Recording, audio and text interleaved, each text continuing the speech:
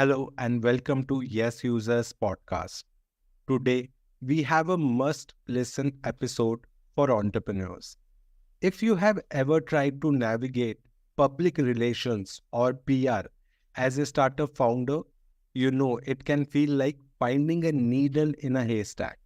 That's why we have invited a PR powerhouse, Jitendra Bulani, to help us demystify the PR puzzle.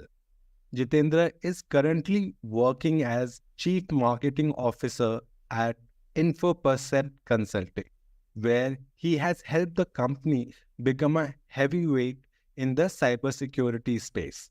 Prior to this, he made significant contributions to companies such as Sophos and CyberRow. So grab your favorite beverage or snack, get comfy, and let's dive into the conversation with one of the best in the business.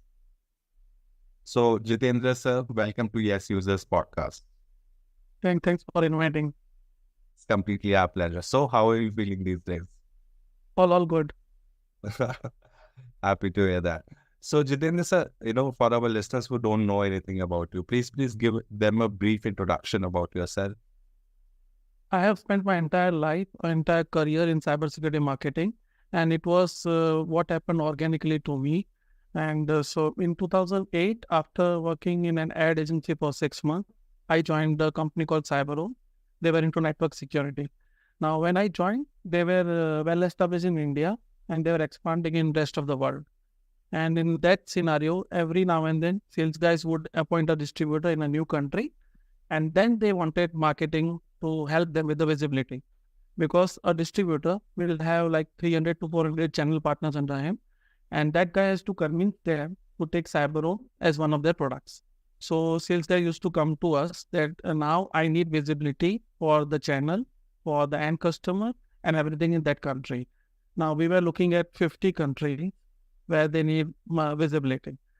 Now, it was very difficult if we went through digital marketing and advertising, because it was very costly. And in 2008, it was a print ad world. In that world, it was like $3,000 per ad, and one ad won't do anything in visibility.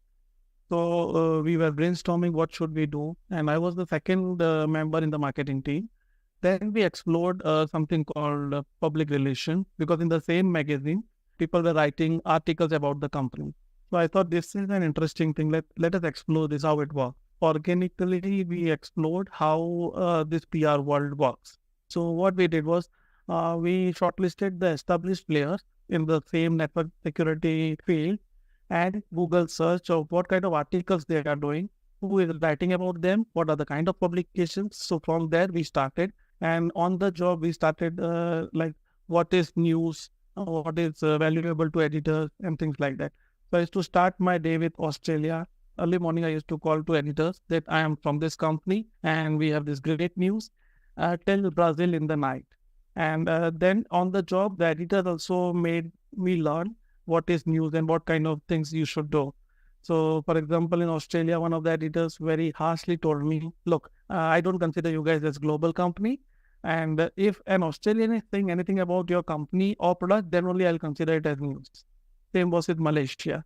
So this is how slowly and gradually I started and explored more in PR. But in PR, PR was answer to the business problem of visibility, and PR alone will not have solved it.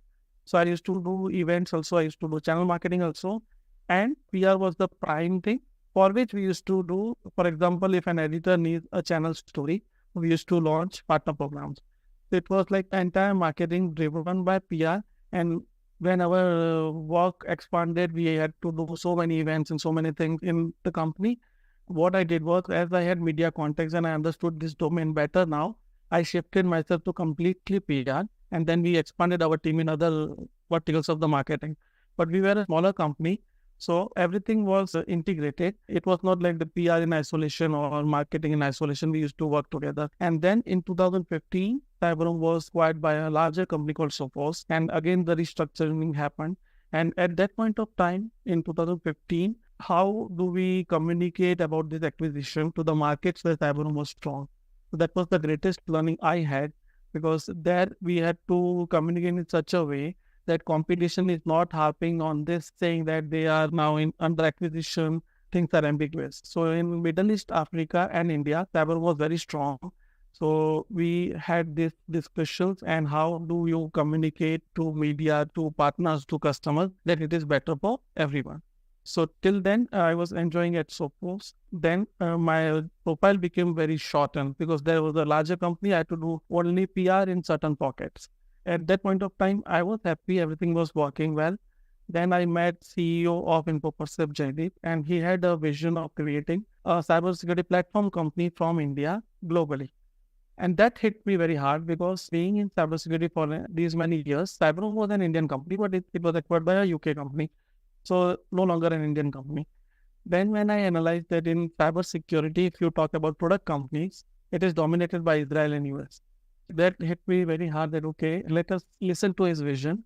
And in 1.5 years, I was on board that, yeah, I am with you. Let's create something from India. Wow, great story. And I'll dig a little deeper in your current company. But because a lot of our listeners are from entrepreneurship or are pursuing entrepreneurship. As PR is, I would say, the biggest enigma for most of them, right? Yes. Right, you would understand, there are people who have just started the venture and, they feel passionate about a problem statement, right? Yes. Most of them have never, ever even met a person who is, either a journalist or is a PR person, right? So tell us about, from a small or a young startup's perspective, like, how should they build their PR strategy? What are the 3 to 5 things they should start doing immediately? So one thing is what entrepreneurs do is they consider product information as news, which is not. Even if it is a cancer drug that you take a pill and from tomorrow cancer won't be there, it is not that great. So what they have to do is in that particular domain, if they are in IT or technology, whatever they have to do some research on what makes news in that domain. So I'll give you an example of cybersecurity. Apart from product knowledge, in cybersecurity, the kind of attacks that are happening, that is news. Because everybody will write that these are the kind of attacks happening in India. This many organizations are affected. Manufacturing is the highest sector that is affected by attacks. So that becomes news. First, they have to understand the domain from a media point of view. What makes news from that media? And then you have to come back and create that machinery of news. Otherwise, what happens in startups? They will be covered if they are funded. They will be covered for some great product launch and that's it. After that, they won't be covered. Even if you hire the costliest PR agency, without news churning machinery, they won't help you. So they have to do the homework because PR agency won't do that, media won't do that. And what I do at Infopercept is created something called jargon-free marketing. We have divided into 2 parts, that content and distribution of it. So distribution, if I say it is media is also one of your distributions. So you have to understand that channel better. What are the kind of publications writing about your domain? What are the editors they are writing about? Do some research on the editors and journalists also. What kind of stories they are writing? Because many times what happens is if somebody is writing only about the funding, you got the funding, then that guy is not useful for you further. Now you have to go deeper and talk about technology. And at times what happens is that though you are in India, your company is India, but your customers are in US. So you have to create a strategy for US media and not here because your readers are not here. And in US or in a developed world, people are like they are engineers and then they become journalists. So they know your domain. So you have to start with what we call it relationship building calls with the journalists that understand your domain better and never expect coverage from anything that you do. That guy is the best just to decide whether your news coverage worthy or not. But you have to build this again and again like a constant feeding mechanism to journalists. Yeah, well said. And this is something even I have struggled with. Is that when a US person starts a company, whether it is an international company or not, his word is taken for granted, right? But when you are an Indian company, you have to somehow establish the fact that that you are an international company, even though you have a lot of plans from the US. Yes. Right. This is something that I struggled with in my own startup, and this is something that a lot of people I come across in the startup ecosystem also struggle with. So how do you build those relationships? Like if you can go in a little more detail, right? So let me tell you, like, what a common person who comes to me says that, okay, I've done the research, right? I know these are the top 20, 25 people who write about my particular niche, right? And I have sent a LinkedIn connection to them. I found them LinkedIn. They are connected to me on LinkedIn. I've dropped them a message. They just ignore me, right? So this is where I see that most of the entrepreneurs are at right now. So So, for relationships, a journalist, the relationship with you is only because of story. So, even if he's your friend, he's not going to write about you because his job is to write a good story. So then, once you have established the connection, then work for the stories that he would love. I was working with a journalist in Turkey because I don't understand the local language. So that guy used to work with me. He was working with another publication, so he could not utilize his relation for me to get the coverage. So what he used to do is he used to tell me, Jitendra, story is everything. Let's create a compelling story. Even if it is from an unknown person's email ID, they are going to cover. So build a relationship with someone and then concentrate on the stories that guy will love. I mean, you have to smoothen his work by providing the stories, and then you have to do research. So two part of it. Once a relation, then story, he is going to cover. And also, it is not every time we will cover. We have to do it constantly because in every publication, there are two aspects. One is if editorial is considering it a good story, then also if you are not advertising regularly, at some point they will not cover you if it is a technology publication. So we have to understand that also. So it is combination of everything that you do, and PR is one of it. well said. And I believe in my own career, I think the art of storytelling is the most underrated skill Yeah. that people in the business treat, right? Because if you are a good storyteller, everything becomes easier, right? And format is also different. See, in PR, one of my journalist friends used to say, I just do a search of how many times they have written innovative, next generation, first of its kind, nobody has seen it, and then he just scratch it. So when you write a PR, you have to be very specific what your product does and how it helps. And when it comes to advertising or your own brochure, your own website, you can use as many adjectives as you want. So storytelling also is format. As I said, content and distribution. Distribution method decides your content. Well said. And because this is what I say to a lot of people. So I'm like, you have to be a good story. So get back, the a very honest and blunt response to क्या यहाँ पे हम film की story लिखने लग जाए क्या जरूरत हमसे, right? So is there any resource that you can recommend, or is there some tips that you can recommend that people can become a better storyteller? So what I do is here we are a smaller company, an emerging company. Here I call it God-like marketing. I'm not saying whether I believe in God or not, but whoever is the creator has created everyone in a unique way. You won't find two people exactly same. Similar way, every two people will have different life story. In the same way, every organization will have different organization story. If you have a buying customer, if that customer is bought from you, there is a specific reason for that. And there lies your storytelling pulse of your organization. One customer giving you a check is a compelling story enough for others to follow the steps, but you have to analyze that what worked for him, what were the trigger points, what we said and he was convinced, and make it a larger story. Even if you have 10 customers, they are good enough to make a good story. One of our clients is bank, and I tell my team that even if a bank is giving you a 500 rupee thing, it is same as $5 million thing because they have scrutiny in that way. So let's create that story, why they trusted us, what were the factors, and let's convert that into a story. I tell people that storytelling is good in business, but it should be non-fiction. You cannot fictionalize the things and tell a story. Absolutely. I couldn't agree more. One of the books that I read a long time back, How to Build a Story Brand. I hope I'm, remembering the name correctly. But, one of the tips that I learned from that book is that every story is about three elements. There is a protagonist, right? He or she is solving some problem. Then he may say, Helper or agent. helper and agent. And then there's a story arc that, the problem is ultimately resolved, right? So that's the way. Like, you have to place yourself as the helper, right? The story, when you're writing a story is never about you. It's Yeah. always about the person you are helping, right? Or the client or the user you are helping. So thinking from that perspective really makes a difference. I think this is one thing which is really hard to give up, is that the story that you are pitching to the journalist or PR, try to frame it in a way that it doesn't sound like you are the hero of the story. Make your users like, protagonists of the story. That is a lot easier to sell, rather than like, starting from where you are putting yourself in the center. And also in B2B and B2C, there is a difference between the decision making. If I am making any decision in my B2B setup, it is somewhere for career progression.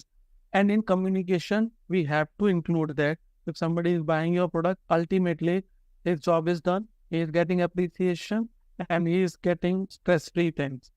But nobody is mentioning that. They approach B2C and B2B storytelling in the same way. And when you talk about journalists, your first customer is journalist and then your customer. So first he has to be convinced that this story is good enough for my readers. So I also used to do that. What kind of stories this guy is speaking, and I used to study those stories so that when I approach him, he feels at home. Okay, this guy at least knows me.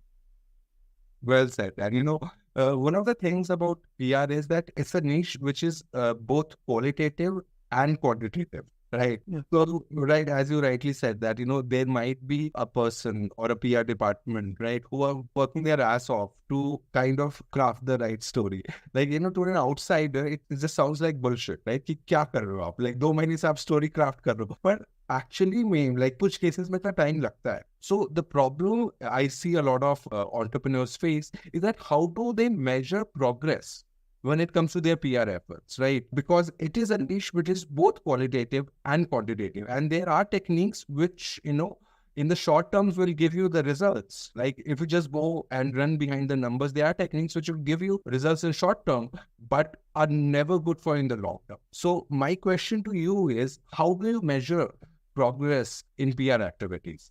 Before measuring, somebody should not take PR in isolation. So if somebody is, for example, Times of India covered you, like now PR department, what they will do, they will flash it to marketing department and to the management. Yeah, we got a coverage. What if on that particular day, your target audience did not read?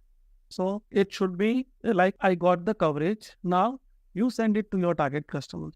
You send it to your existing customer. People are not utilizing what they are getting in PR. It is somewhere in the PPTs that we got this many coverage and that's it. So as I said in Cyber also, we never did anything in isolation. So I knew if distributor used to say, we used to get coverage in his country, but he used to say, there is no coverage, I cannot see you anywhere.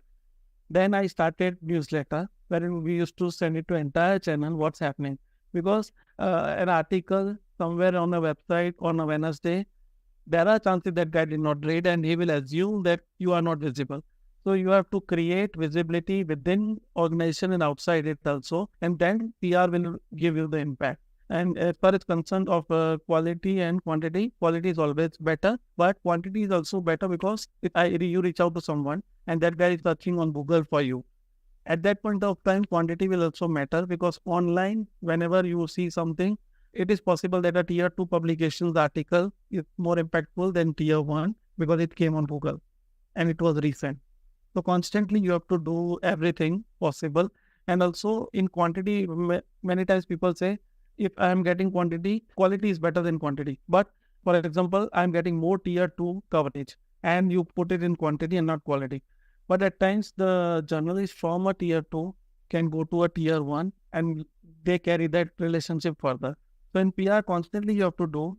It is not like if I'm doing quality, I cannot do quantity. You have to do both. And also you have to amplify it with the target audience. Otherwise, people will not remember that you are getting covered. In one of my companies, people used to say, Jitendra does this, Google searches about our company and sends the news. I said, no, it is there and then I am sending it to you.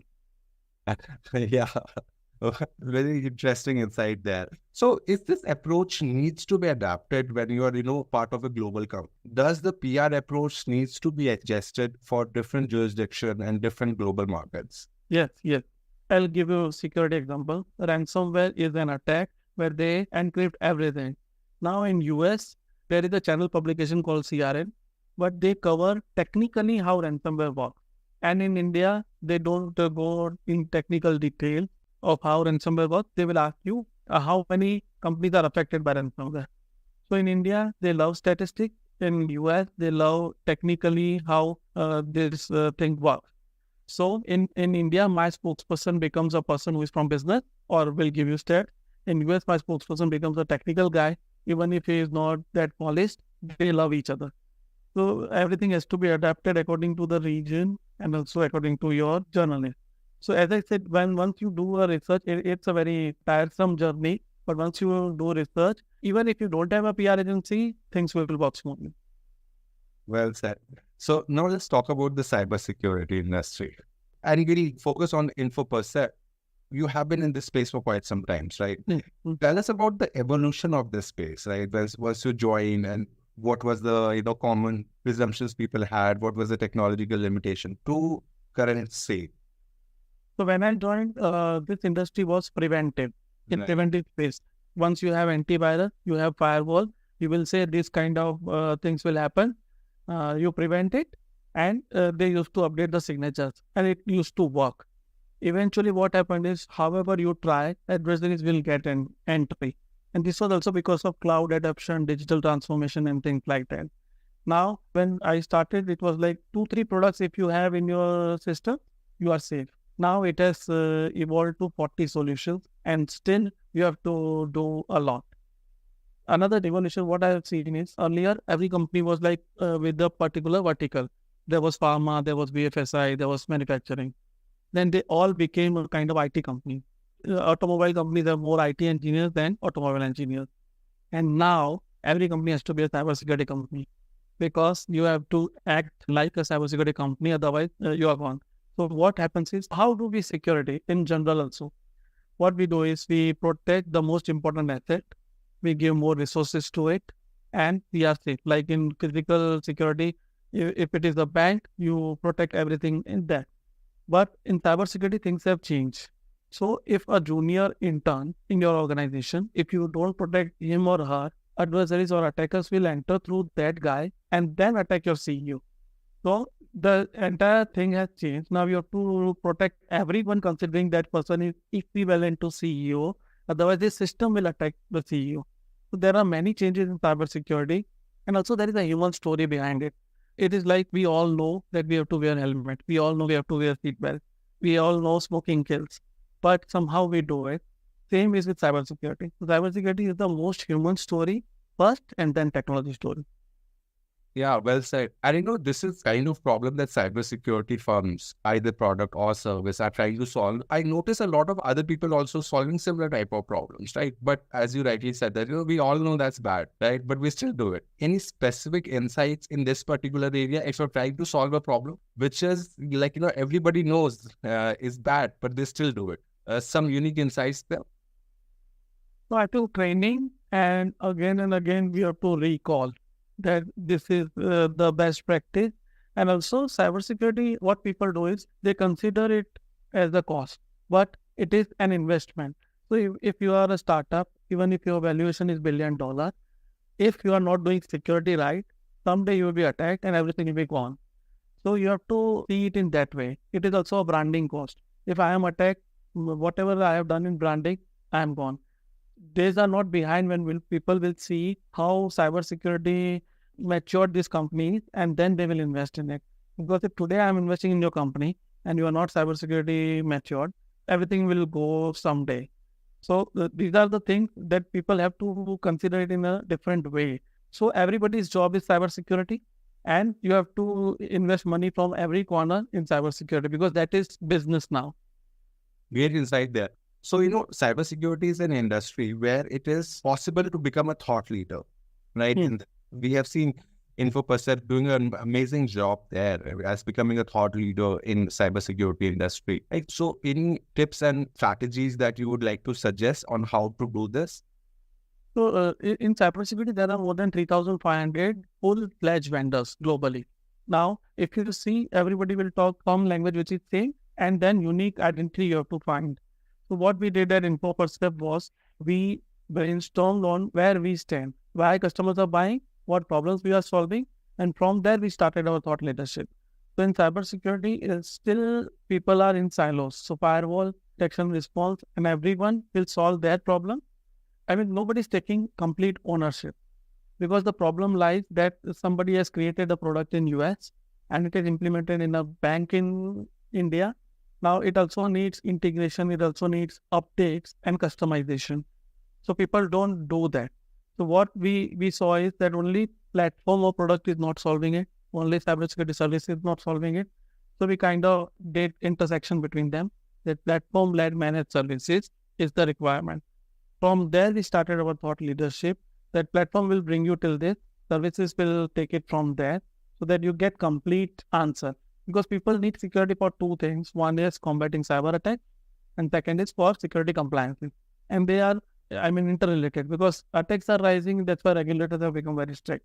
So what people do is they say, we will help you to beat ransomware. That is okay. But what is the final outcome? I need you to take care of my complete cybersecurity and also help me to comply to regulator. From there, we started our thought leadership. So everybody has to first catch their pulse. Even if you write very less articles, even if you have very less visibility, but your pulse should be very correct. That one article, if somebody is reading, they should feel, yeah, I got something and let me work with them. Wow, well said there. And congratulations on numerous awards that you have won. There are too many for me to list them out here. So, could you share any specific campaign or initiative that you are particularly proud of? So as I mentioned earlier also, Sophos acquired Cyberone, and at that point of time, we had to do so many things to communicate to the market that things are well. At that point of time, the media used to know me from Cyberone days, and I had to communicate them about the Sophos, what is happening. So there we had many campaigns for channel partners, for media, for customers, and it was for betterment for everyone. That I was very proud because we had to use a language that is very positive, and the thing was positive only, but we had to refrain from any negativity. So at that point of time, we had to work like a team, even if I was only from PR, but I had to make sure what is going to channel, what email communication we are doing, what people are talking on phone with their distributors and channel partners.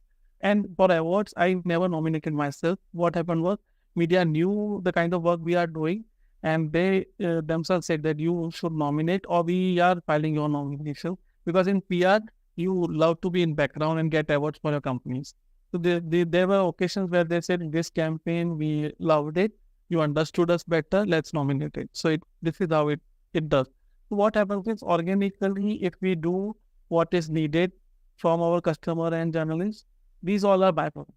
Well said. I couldn't agree more that organic growth in certain cases is a must, is a necessity. Like, there's a famous quotation that you can't get a child in 1 month by impregnating 9 women, right? Yes, So yes. it take 9 months to be born, right? But, when you launch a startup, right, you have to show quick results. Right? Investors, your early employees, everybody is like, have that skeptical clock, going in the back of their head, right? So a lot of entrepreneurs come to me and ask, like, see, there are companies, it's just a matter of fact, we'll charge you somewhere between 30,000 to 2.5 lakh.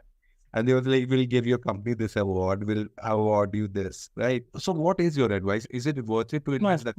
No. Because they will have it every year. And every year you have to invest. Right. So there are certain awards which are on voting. Only girls should go for them. And never pay for awards. Only nomination fees is there, then it's okay. Otherwise, what happens? You are paying for an award in 24. Again, in 25 they will come. 26 they will come. And even if you showcase the 24 award, after 2 years it will look old. And every year they are having awards. So rather than we should have customer testimonials, we should have customers speaking about you, so that one such customer and I have 20 of them. That kind of communication will work better than I got most innovative company award from this publication and they are doing it again next year. Yeah, and couldn't agree more with you. But one of the things that playing a devil's advocate here, some entrepreneurs come and say to me like, okay, we are spending like 50,000, 80,000 rupees. But when my clients come and he sees that this company has been awarded this thing, even though on the back of our head we don't really value, because we all know what is going on, right? But still, it kind of gives you a credibility, right? So a lot of entrepreneurs and they say, like, it's worth it, right? If even if this award is able to get me one new client, it will recover my investment. That is true for entire marketing if that happens. But in the long run, if your product is getting most innovative, but it is not working in the way it should work in front of a client, everything will backfire. So it is up to the person also. But this is the long game. We have to do again and again beyond a point. For example, if you're doing it every year and if you showcase 10 awards to your customer, you will not notice beyond the point. Well said. And again, I'll ask a question that is I get a lot. Is that what is the right time to hire their first PR guy? So when should they hire a full-time PR guy on their firm? When they are very clear on what to expect from the guy. And second is they should have pool of stories. So at time, what happens is PR is free. The journalists don't charge you, but there is a way to do it. So what people think is if they launch a product in finance, they will think मैं CNBC पे कमा रहा हूँ. So it doesn't work that way. So once your understanding is very clear, otherwise that guy will be frustrated and you will be also frustrated. First is we have to be very clear on KRA. And then if I have a pool of stories or not, if you have only product launches, you are doing only appointment, never hire the guy. First work on those stories. And if you have a pool of stories, because that guy also has to have something to send out regularly. Relationship building also cannot be on hi, hello only. If I call you, I have to have some story to discuss with you or even email it to you. Again, coming back to that thing that you have to create stories. And once you have at least for 1 year, if you can see your editorial calendar, then hire a full-time guy. Absolutely. And if you have reached that stage and, because you are in this industry for such a long time, you must have seen there's so many PR agencies going around, right? Some good, some bad. So is it worth, you have just started your venture. It's been 3-4 months. You have some bit of a product market fit. You are into innovative area. You have some unique stories to share. Right? At this point, should you hire an external PR agency? Yes, but that should be aligned to your business. They should understand your business. What I have seen is nowadays PR agencies have more media relation than story creation. They will amplify your story, but will not be able to tell you, let's create stories together.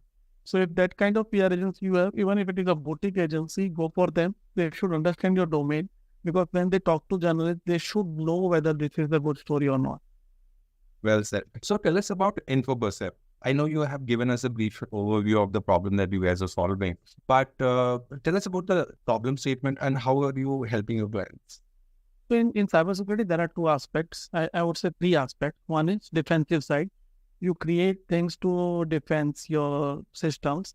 Then second is offensive security. So what these guys do is, what happens is every organization feels they are secure until an attack happens. And when an attack happens, they said, okay, this was a loophole. We forgot this. We did not cover this. So to avoid that, there is a branch called offensive security. What these guys do is they actually act like attackers. They attack your system at various levels.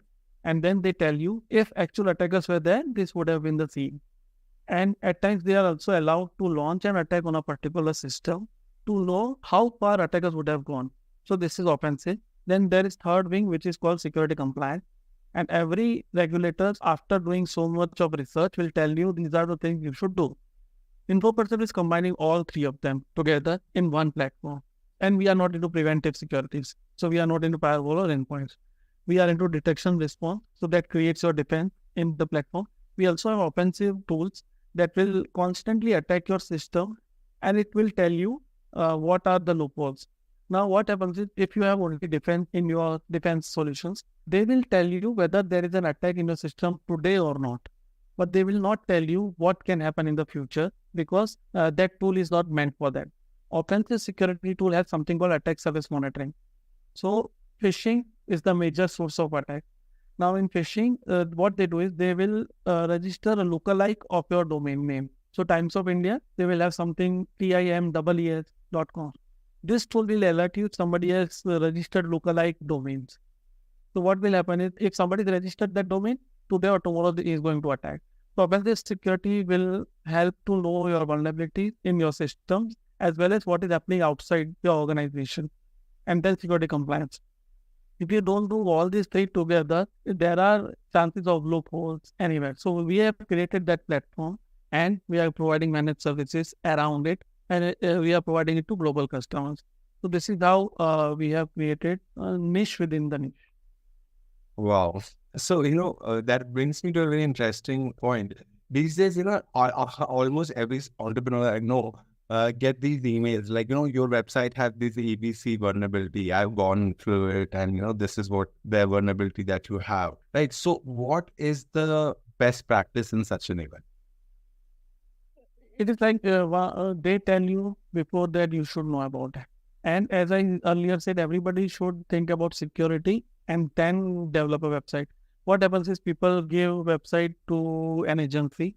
They build website for the functionality of it, not for security. So somebody has to tell them that this is the security. And we have also seen where we act as red teaming, where we were allowed to attack their systems. What the developer did was on the website only, he had put all the passwords and everything. And we could get that file and we could enter. So when if you are giving it to a company, you have to tell him that these are the security things that you have to take care. Once he is giving you the website back, you have to showcase it to your team that whether security policies were obeyed or not. So everything you have to look from an attacker's point of view, that this can be an entry to your system, and this is how you have to follow security. So now, are you ready for the rapid fire round, sir? Yeah. Okay. First question is coffee or tea? Coffee. Awesome. Favorite book or author? I have favorite book at different point of time. Right now, I'm reading by Bharat Matters by S. Jaishankar, and because it is telling us about India till now, so that is my favorite book right now. Okay, interesting. One marketing or PR trend that you are excited about? Everything is now integrated, and that's why I'm excited. If somebody is writing about you, there is a video, you can showcase it in social media, you can use it in emailer. So this integrated kind of thing is very exciting. Yeah, great advice there. If you could have dinner with any historical figure, dead or alive, it doesn't matter, who would it be? Osho. Okay. Any specific reason why that's the case? Because whatever he used to say is still relevant now. So I want to discuss how he is so relevant even today. Yeah, very interesting observation. What's the best piece of advice you have ever received? In marketing, when one of our directors said that when you are in marketing, you are very obsessed about your own ideas. You work for your idea and you work for its execution. But you have to be more mature and work for the idea that is best for the business, even if it is not your own idea. Great advice there. I can't agree more. So, Jitendra sir, thanks a lot for coming on the YesUsers podcast, sharing your story, insight, tips and tricks, best practices. I hope our listeners get to learn a lot from this. Yeah, thanks for having me, because in marketing, you don't get to talk so much. That is true. That is true. Thanks a lot for coming, sir. Thank you. Have a nice day. And that's a wrap on our chat with Jitendra Bulani. What a ride it has been. Exploring the ins and outs of PR with an amazing person as him. If this episode was as enlightening for you as it was for me, don't forget to subscribe and stay tuned for more amazing insights. Thanks to our listeners for joining us today. Until next time, keep those PR strategies sharp and your storytelling even sharper. This is your host, Avinash Tripathi, signing off. Catch you in the next episode. We have more amazing conversations lined up, and you won't want to miss even a single one. Bye and take care.